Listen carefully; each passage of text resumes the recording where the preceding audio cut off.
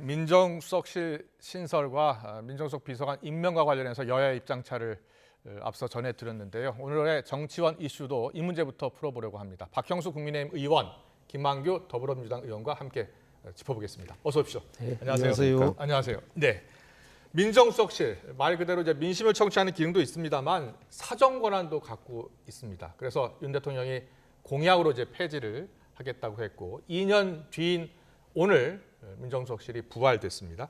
자, 먼저 민정수석실 부활 배경에 대해서 물론 여야 입장이 나왔습니다만 두 분께 짧게 더 여쭤볼게요. 민정수석실 왜 부활했다고 보세요?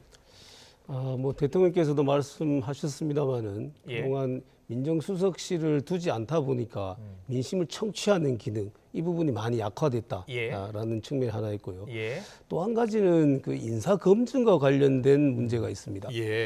지난 21대 국회에서 야당 의원들이 법사위에서 계속해서 제기했던 문제가 뭐냐면은 이 인사 검증 기능을 민정수석실을 없애고 법무부 장관 산하에다 갖다 놓으니까 이게 그러면 도대체 대법관이나 이런 사법부에 대한 인사 검증도 그러면은 법무부에서 하느냐 이런 문제 제기를 많이 했어요. 그렇군요. 그래서 이런 문제점들을 해결하고 또 인사 문제에 있어서 문제점이 생기면은 책임을 지는 기능을 강화해야 되잖아요. 그래서 이런 측면들을 두루 고려해서 민정수석실 이번에 부활했다. 저는 그렇게 알겠습니다. 봅니다. 민심 청취 외에도 인사 검증 문제도 다루기 위해서 민정수석실을 신설한 것이다라는 평가를 해주셨는데 김만규 의원께서도 그렇게 보세요? 저는 뭐 다른 요인, 그러니까 첩보 수집이나 수사기관의 통제 이게 주목적이라고 생각합니다. 박 의원님이 말씀하신 대로 인사 검증 이 부분도 분명히 필요합니다. 그런 요소도 고려됐을 거라고 생각하는데 이번 정부 들어서 정책실장, 민정수석, 인사수석도 없앴습니다. 그런데 인사수석은 아직 복귀시키지 않고 있거든요. 그렇다고 하면 실질적으로 정책실도 작년 12월에야 이제 새로 생겼죠. 결국은 이번에 민정수석도 꼭 필요한 일인데 지난 정부의 조국 수석하고의 갈등 때문에 약간 반감이 있어서 없앴다가 아무래도 정치적인 경험이 없던 분이 일단 지난 정부하고 변화를 추구하기 위해서 했다가 다시 복원시키는 건데 아무리 생각해도 검찰 출신을 임명했다라는 건 수사기관의 통제, 최근 이제 김건희 여사에 대한 수사라든지 이런 부분에서 검찰이 벌써 자기 목소리를 내려고 한다 이런 분석이 나오고 있지 않습니까? 사정기관 장악용이다라는 지적이 야권에서 계속 나오고 있거든요. 그런데 실제로 윤 대통령이 민정수석실 이 폐지 공약할 때 세평 검증을 위해서 정적, 반대 세력을 통제하는 경우가 비일비재했다. 그래서 없애려 한다라고 했었거든요. 그렇죠. 그런 부작용도 있었던 거예요? 예전에 민정수석실 운행하면서 역대 정권에서 다 그런 문제가 있었죠. 그래서 아마도 역대 민정수석들 대부분이 아마 구속되거나 재판받았을 겁니다. 대부분 수사 받았죠. 그게 합법과 비합법의 영역이 왔다 갔다 하는 부분이 있었거든요. 사실. 그러니까 그런 폐단을 없애기 위해서 민정수석을 없앴는데 그러다 보니까 지금 아까 말씀드린 민심 청취 기능이라든지 여러 부분에서 문제가 지금 생기는 겁니다. 그래서 저도 사실은 민정수석을 부활해야 된다라고 예전부터 얘기를 했었거든요. 그런데 이제 다만 지금 시점에서 딱 이 법무부 차관 출신, 그러니까 검찰 출신을 민정수석 임명하니까 지금 야당에서 이 사정기관 장악하려는 거 아니냐 이런 오해를 충분히 지금 살 수 있는 시점이라고 보입니다. 그래서 저는 이게 법률비서관도 있고 공직기강 비서관도 있고 민정비서관도 있잖아요. 이게 다 통화를 하려면은 법률가가 해야 되는 건 저는 맞다고 생각합니다. 그런데 검찰 출신 이 시점이다 보니까 지금 야당이 그런 의도로 한 거 아니냐 이렇게 의심을 살 수 있는데 저는 이 부분을 선입견으로 보지 말고 앞으로 민정수석이 어떻게 운영되는지를 보고 비판을 하더라도 그때 해도 충분하다고 생각합니다. 근데 저도 이제 대통령실에 근무를 했었기 때문에 이번 정부에도 이미 민심 청취를 위한 조직들이 있습니다. 정무수석이 있고 시민사회 수석실이 있고 홍보수석실이 있습니다. 사실 일반 국민들의 여론을 수렴하는 것은 지금 말씀드린 이 수석실이 충분히 더 할 수 있기 때문에 말씀드리는 거고 법률가가 돼야 된다는 점 대통령께서도 얘기하셨는데 저도 동의합니다. 그래서 지난 정부에도 다 법률가가 했는데 검찰 출신은 딱 한 분이었었고 노무현 정권도 마찬가지 검찰 출신은 딱 한 분이었다. 일반인 법조인들도 그런 법률적인 통제를 할 수 있는데 굳이 고위직 검사 출신이어야 되냐라는 문제 제기를 드리는 겁니다. 그렇군요. 노무현 정부 때 이제 문재인 민정수석, 문재인 전 대통령 민정수석이었고요. 박근혜 정부 때 이제 우병우 민정수석은 이제 검찰 출신이었고. 그리고 조국 민정수석이 지난 정부 때 있었고요. 예. 뭐 지금 말씀하신 것처럼 지금 민주당에서는 민정수석실 부활을 놓고서 최상병 특검 또 김건희 여사 특검 방어용 아니냐라는 비판이 나오거든요. 왜 이런 비판이 나올까요? 근데 그거는 지나치게 민주당의 공세라고 생각됩니다. 예. 민정수석실을 설치를 해서 특검을 방어할 수 있다면 우리 진작에 설치했겠죠. 예. 그것과 이거는 전혀 관련이 없습니다. 지금 그 특검을 주장하는 지금 민주당에서 네. 민정수석실이 없어가지고 뭐 특검 지금까지 주장했고 민정수석실이 있다고 해갖고 특검 주장 안 하겠습니까? 예. 그렇지 않습니다. 그것과 이걸 연결시키는 것은 지나친 논리의 비약이라고 생각됩니다. 예. 지금 뭐 정의용 국민의힘 수석 대변인 민심 청취에 강한 의지가 있고 또 이재명 대표도 영수회담 때 필요성을 언급했다라고 표현했는데 이재명 대표가 그 영수회담 때 민정수석 부활 필요성을 얘기한 건 아니었죠. 예, 직접 민심 청취에 대한 민심 이야기를 하신 청취를 거죠. 이야기했고요. 그게 이제 예. 부족하다라고 얘기를 했고 예. 대통령도 그 부분은 공감한다라는 취지에서 이 해법으로 민정수석실 부활을 하셔서 예. 저희가 봤을 땐 목표는 맞는데 수단이 가장 적절한 수단은 아니지 않냐라는 그렇군요. 말씀을 드리는 예. 거죠. 그 김주현 민정수석을 잠깐 양력을 보니까요. 박근혜 정부 때 법무부 차관을 지냈고요. 그래서 당시에 지금 야당에서는 우병우 사단 중에 한 명이었다라는 네. 그런 비판이 나오고 있고요.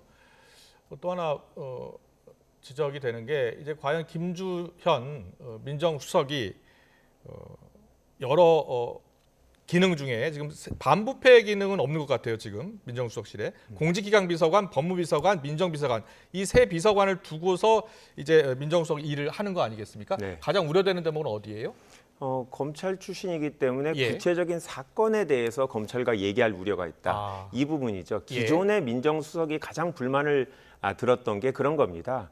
일반적인 어떤 검찰 조직에 대한 조직에 대한 관리는 예, 예. 법무부 장관이 할 수 있는 거거든요. 예, 예. 그렇기 때문에 대통령실이 굳이 민정수석을 별도로 두는 거는 법무부 장관을 두지 않고 직접적으로 검찰과 대통령실 간의 의사연락 체계를 만들겠다라는 거고 그거는 이제 구체적인 사건의 진행 상황에 대한 보고도 듣고 네. 더 나아가서는 이 인사권을 갖고 구체적인 검찰 수사에 영향력을 미칠 우려가 있기 때문에 예. 지난 정부에서 자꾸 검사가 직접 민정수석실에 파견되는 것을 아예 금지했고요. 그래서 퇴직을 해야지만 민정수석 대통령실에 가도록 법이 바뀌었습니다. 그랬군요. 그래서 예. 지금도 민정수석이 검사 출신이지 현직 검사는 아닌데 예. 아무래도 검사 선배이기 때문에 다른 법조인과는 다른 밀접한 관계가 되지 않겠냐. 그렇군요. 보니까 이원석 검찰총장보다 사법연수 기수가 9기수가 빠르더라고요. 네. 그렇습니다. 근데 과거의 민정수석들이요 대부분 이 정권의 실세로 통하지 않았습니까? 그 이제 사정 기능 지난번에 아까 말씀드린 사정 기능과 정보 취합을 할 수 있는 이런 기능 그렇군요. 그런 것 때문에 이제 그렇게 비쳤었는데 네. 사실 지금 지금 방금 말씀하신 그 김주현 지금 민정수석이 우병우 사단이라든지 이런 얘기는 뭐 야권에서 저는, 나오고 있는 그거는 거죠? 뭐 사실과 어긋난 얘기인 예. 것 같고요. 일단 뭐 기수로 보더라도 김주현 그 지금 신임 민정수석이 18기고 우병우 19기고요. 예. 그다음에 또 검찰 경험으로 보더라도 그 김주현 그 우리 민정수석하고 우병우 전 수석하고는 다른 결을 걸었던 사람들이거든요. 예. 그리고 대학도 훨씬 또 김주현 그 수석이 선배고 그렇기 네. 때문에 우병우 사단이다, 거기 부활이다 이렇게 가는 건 지나치다고 보이고요. 예. 그다음 검찰 출신이기 때문에 검찰과 직접 얘기할 수 있지 않겠냐. 이 부분은 만약에 그렇게 본다 그러면은 가장 위험한 데 어디입니까? 정치권에 있는 저 같은 사람입니다. 예. 의원이 직접 검찰과 통하면 어떻게 되겠습니까? 그런데 그렇게 하지 않지 않습니까? 예. 그러니까 그거는 그렇게 믿어야 되지. 출신이 어디기 때문에 거기하고 뭘 어떻게 될 거다 이렇게 가는 것은 지나치다 생각합니다. 네. 네. 선의에 기대하는 건 좋은데 예. 이 제도적으로 그럴 우려를 없애는 게 이제 중요한 거고요. 예. 저도 민정수석실 자체가 부정적이라고 생각하지 않습니다. 제가 청와대에 있으면서 공직기강이라든지 인사검증 분명히 예. 하는 역할이 있고 그렇군요. 실제로 민심 첩보를 통해서 경찰의 방대한 조직을 통해서 첩보가 수집이 됩니다. 사실은 권력에 있으면 그 정보가 사실 되게 탐났을 거라고 생각합니다. 그렇군요. 예, 지금은 그런 민정수석실이 없기 때문에 과거에 경찰에서 다양한 분야에서 얻는 첩보가 대통령실로 공식적으로 올라오기가 좀 어려운 구조거든요. 예. 그래서 이런 과정을 민심 청취라는 취지로 민정수석실을 통해서 공식화하겠다. 저는 이런 의지, 어떻게 보면 마지막 3년에 강한 그립감으로 국정 운영을 하겠다.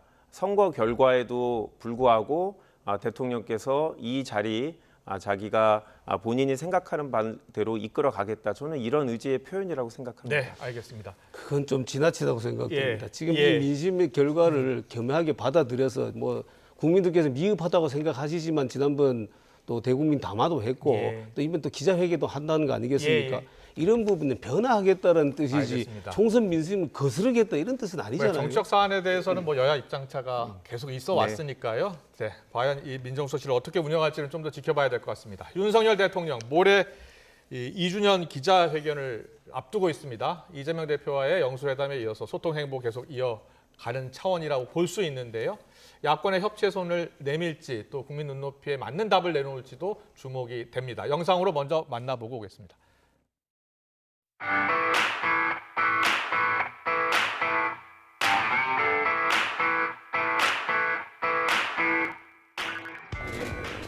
잘 좀 부탁합니다. 오늘 첫 출근이신데 네. 기자 출신들이 이렇게 하면 안 되죠. 아니 기자 출신만 그렇게 하지 말라 아니 뭐가 가짜 뉴스예요? 뭐가 가짜 뉴스? 돌아가셨어요. 돌아갈 그 가시는데.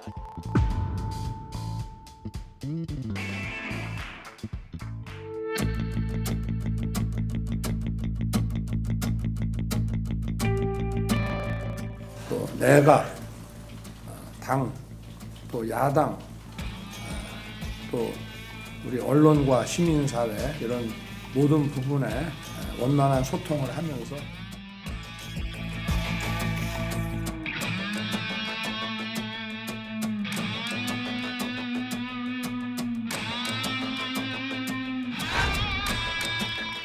(5월 9일) 목요일 오전 이곳 브리핑룸에서 취임 2주년 기자회견을 가질 예정입니다.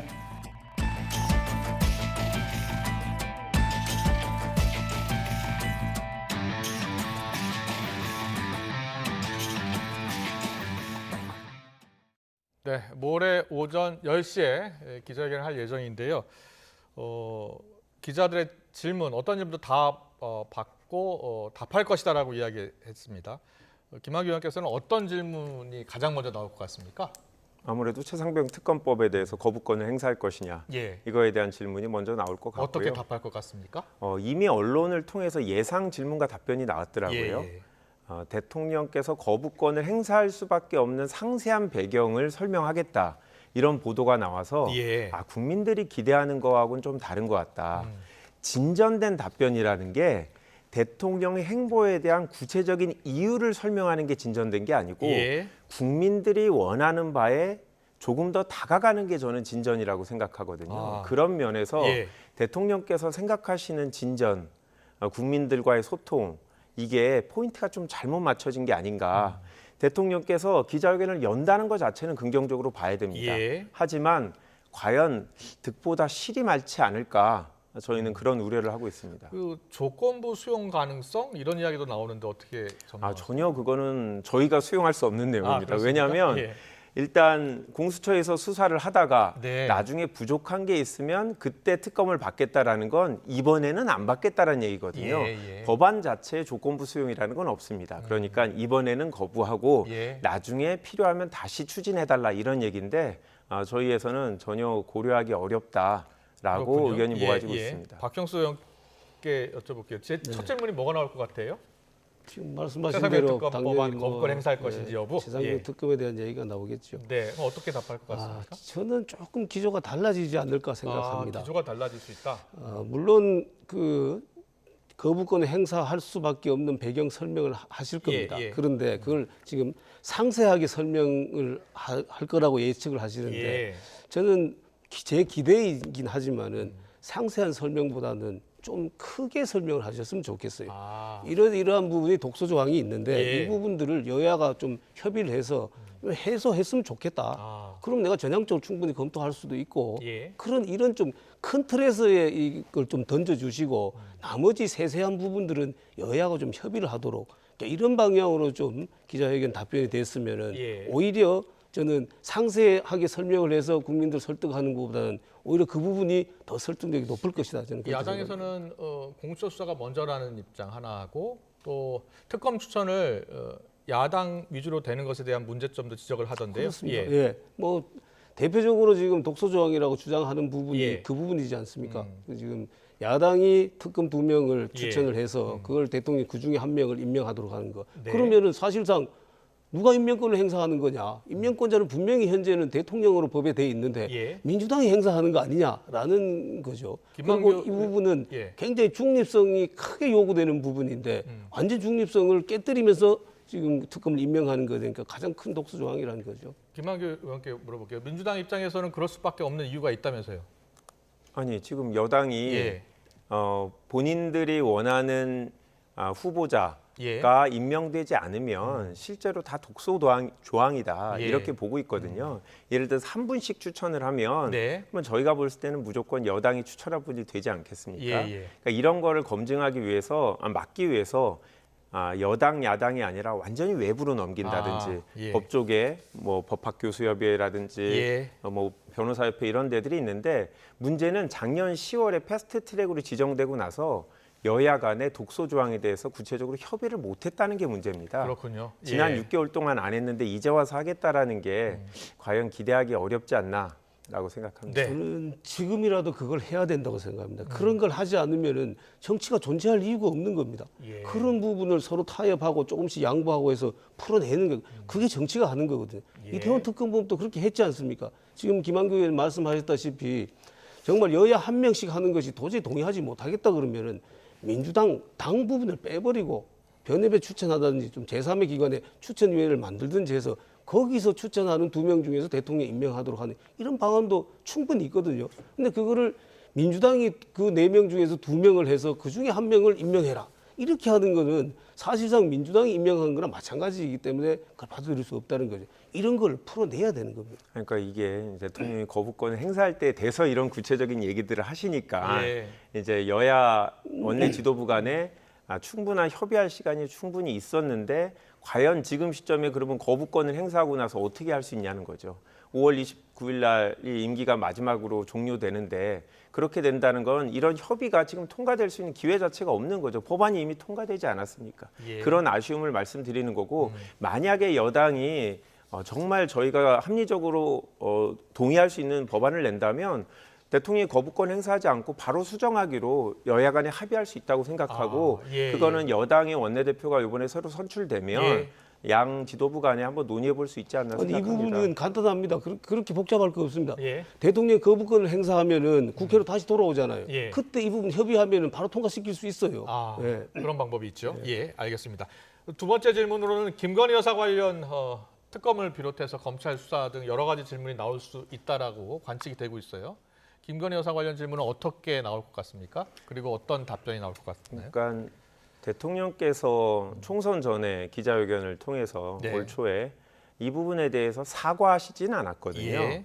그러니까 좀 부적절한 일이 있었던 제3자의 입장에서 얘기를 하셨는데 예. 그 부분에 대해서 진정으로 국민들께 사과를 구하고 양해를 얻는 이런 의사가 있는지 그런 걸 아마 기자분들이 여쭤볼 것 같고 예. 특검법에 대해서 동의하지 않냐라는 부분도 물어볼 텐데 역시 일부 언론에 따르면 특검을 할 수 없는 이유에 대해서 그 부분도 준비를 해놓고 있다라고 예. 하시는 걸 보니까 결국 국민들이 지금 김건희 여사에 대해서 갖고 있는 이제 불만들 예. 그 불만을 저는 대통령실이 알고 있다고 생각하거든요. 네. 알고 있기 때문에 지난 총선 전에 몇 달간은 김건희 여사가 공식 석상에 나오지 않았단 말이죠. 예, 예. 그렇다고 하면 솔직하게 그 부분에 대해서 국민들이 갖고 있는 불만에 대해서 대통령실의 입장, 사과할 의사가 있는지 이 부분에 대해서 명확히 밝혀달라라는 질문이 있을 걸로 봅니다. 예.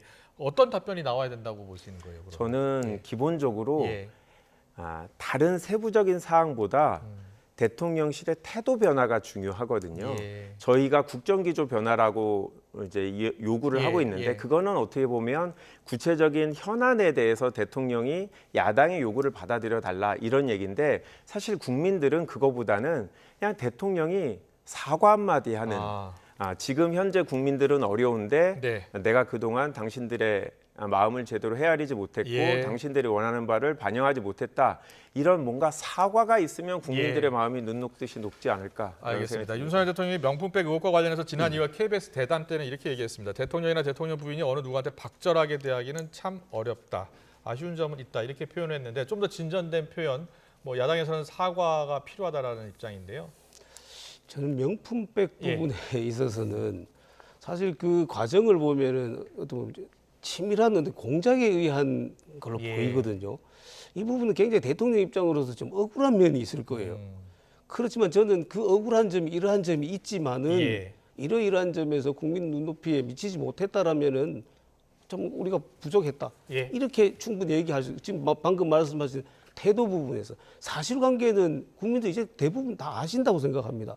그리고 그걸 터뜨렸다고 하는 측의 어떤 불순한 의도 이 부분도 국민들께서 다 알고 계세요. 이제. 그렇다면은 대통령께서 그럼에도 불구하고 태도의 변화를 보이는 것이 저는 필요하다 그렇게 생각합니다. 김건희 여사 명품백 의혹 관련해서 검찰이 이제 본격 수사에 착수했잖아요.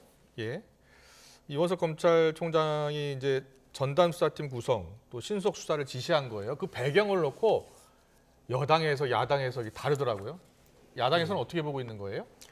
아무래도 특검 추진의 명분을 없애기 위한 목적이 아닌가 이런 생각이 듭니다. 특검이라는 게 기본적으로 현재 수사기관에서 제 역할을 하지 못하기 때문에 다른 수단이 필요하다라는 입법부 요구 아닙니까?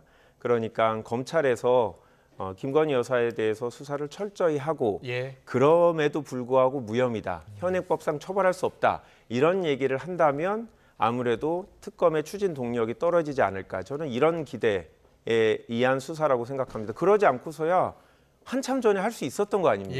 왜 이제 와서야 하겠습니까? 5개월 만에 왜 신속한 수사를 지시했느냐. 자, 그 부분은 이렇습니다. 특검이 우리가 지금 최상병 특검도 그렇고 뭐 이태원 특검도 그렇고 기본적으로 여당에서 특검에 대해서 반대한 첫 번째 논리가 뭐였습니까? 현재 수사 진행 중이기 때문에 수사 결과를 보고 특검이라는 것이 기본적으로 수사 결과가 미진하다거나 그것이 공정하지 못하다거나 국민들께서 미흡하다고 판단하실 때 그때 특검을 하는 거 아니겠습니까? 그런 논리라면은 수사를 안 하고 계속 있어야 돼요. 수사가 질질 끌어지면 끌어질수록 그거 끝나고 해야 된다. 이런 논리가 통하는 거잖아요. 그런데 그렇지 않고 신속하게 수사하라고 한 것은 뭐냐면은 자, 한 5개월 정도 됐잖아요. 5개월 전쯤으로 되돌아가면은 배당되고 뭐 이런 여러 가지 절차가 있습니다. 그 절차를 거치면 한 총선을 기준으로 해서 한 1, 2개월 정도의 수사에 착수할 수 있는 겁니다. 이게 수사가 그때 착수가 되면은 총선이 한참 지금 서로 경쟁을 하고 있기 때문에 한쪽에서 계속해서 그런 거 가지고 공격을 하기 시작합니다. 방어를 해야 되고 이렇기 때문에 그때는 수사를 자제합니다. 야당에 대한 수사든 여당에 대한 수사든 모두 자제를 해요. 그렇다고 언제까지 있을 수는 없잖아요. 그래서 이제는 이 수사는 해야 된다. 그리고 명품백 수수 부분에 대해서는 법률상으로 뭐 김한규 의원도 법률가이고 저도 법률가이지만 그 부분에 뇌물죄가 성립되겠습니까? 청탁금지법이 성립되겠습니까? 그 부분에 대해서는 사실은 별 지금 수사를 해봤자 크게 나올 게 없어요. 문제될 것도 없고. 그런데 그걸 괜히 질질 끌고 가지고 있으면은 오히려 더 오해를 받으니까 빨리 신속하게 수사를 해서 결과를 내놓자. 그런 의미라고 생각합니다. 네, 알겠습니다. 여야 입장을 들어봤습니다. 민주당 상황으로 넘어가겠습니다. 더불어민주당 내부에서는 이재명 대표 연임론이 계속해서 나오고 있는데요. 나경원 당선인이 이런 말을 했습니다. 이재명 대표를 향해서 여의도 대통령이란 말까지 나온다라고 했는데 자, 영상 보고 대담 이어가겠습니다. 이랬는데 이거 당대표 이거 정말 3기 중에서도 3기 너무 힘들고 고통스러운 과정들이라서 억지로 시켜도 다시 하고 싶지 않습니다. 요래 됐거든요. 국민이 원하는 대여투쟁 그런 걸 확실하는 의미에서도 뭐 연임을 한다고 하더라도 그 나쁜 카드는 아니다고 생각합니다. 당원들을 중심으로 해서 연임했으면 좋겠다는 요구가 매우 큰 상황인데요. 대표께서도 이런저런 말씀을 듣고 고민할 거라고는 생각이 됩니다.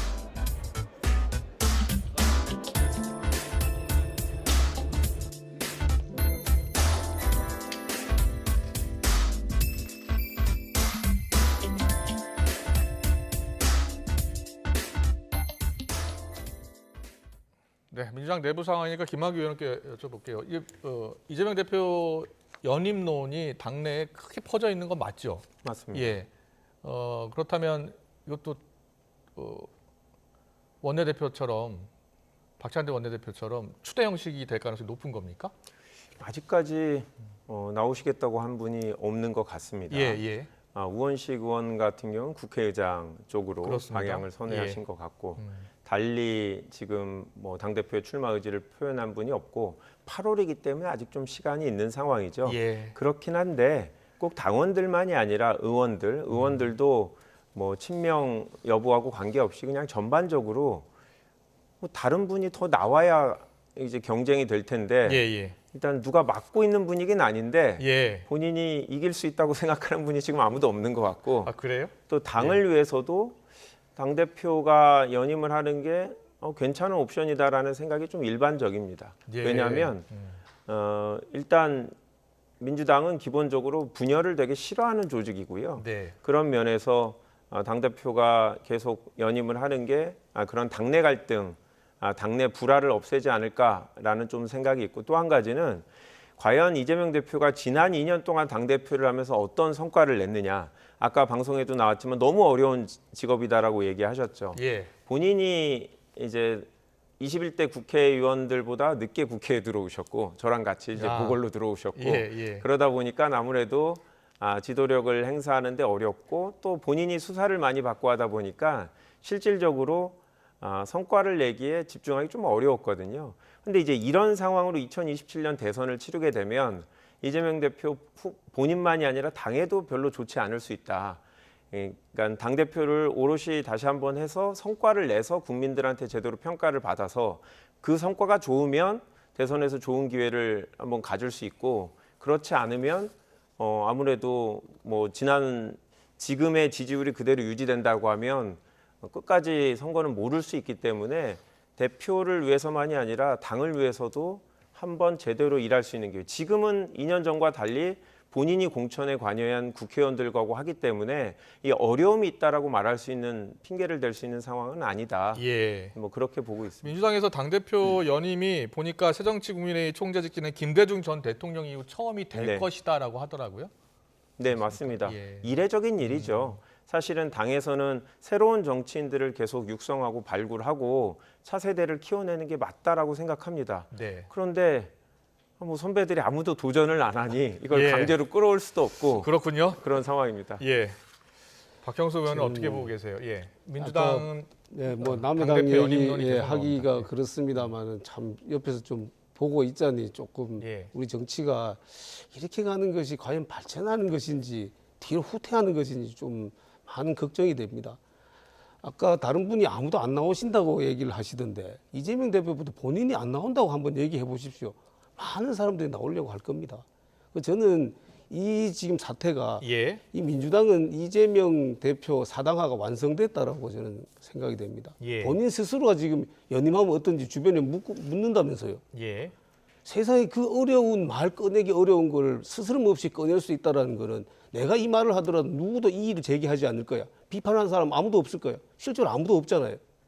이렇게 가는 것이 당내 민주주의를 위해서 과연 바람직한 것인지 저는 민주당 일이긴 하지만 굉장히 우려스럽습니다. 나경원 당선인이 용산에 대통령이 있고 여의도에 대통령이 따로 있다라고 하면서 이재명 대표를 겨냥하는 발언을 했는데 여의도 안에서 국민의힘이 야당이다라고 했거든요. 야당인 동의하세요? 것은 예. 분명하죠. 우리가 지금 4년 동안 4년의 뭐 앞 전반기는 야당이었으니까 그렇다 예. 치더라도 여당 2년 동안에도 매일 우리 항의 집회한 것이 어디입니까? 민주당이 항의 집회한 것보다 아마 국민의힘이 항의 집회하고 규탄 대회한 게 더 많을걸요. 예. 우리 여의도에서는 당연히 지금 야당이고 이재명 대표가 지금까지는 여의도 대통령으로 행사했는지 그건 모르겠습니다만 저는 예. 앞으로 여의도 대통령으로 행사할 가능성이 굉장히 높다고 생각합니다. 그렇군요. 박찬대 찐명으로 통하죠. 박찬대 원내대표요. 보니까 1호 법안은 1인당 25만 원 지급 관련해서 추진할 것 같고요. 윤 대통령이 거부한 법안들 다시 재발의하겠다고 했고 법사위 운영이 야당이 갖고 있는 위원장 다 가지고 오겠다고 했어요.